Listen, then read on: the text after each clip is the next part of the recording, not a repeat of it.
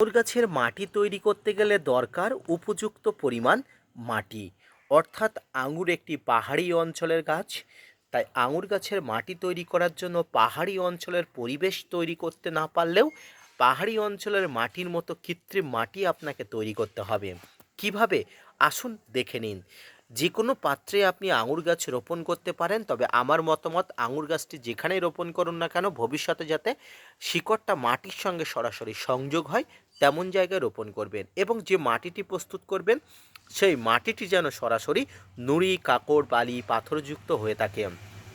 এই মাটিতে 100% নুড়ি, কাঁকড়, বালি, পাথর রাখবেন, তাহলে কিন্তু মাটির সঙ্গে খুব ভালোভাবে কিন্তু গাছটি ম্যাচিওর হবে, এবং মাটির পাথরের সঙ্গে এটি ম্যাচিওর হতে কিন্তু অভ্যস্ত, এদের জিনগত কিন্তু এমনই একটা ব্যাপার আছে।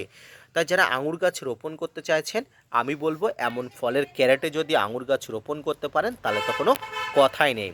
আশা করি বুঝতে পেরেছেন কেমন পাত্রে আঙুর গাছ রোপণ করা এবং কেমন মাটিতে রোপণ করলে আঙুর গাছ খুব ভালোভাবে বৃদ্ধি হয়। ধন্যবাদ।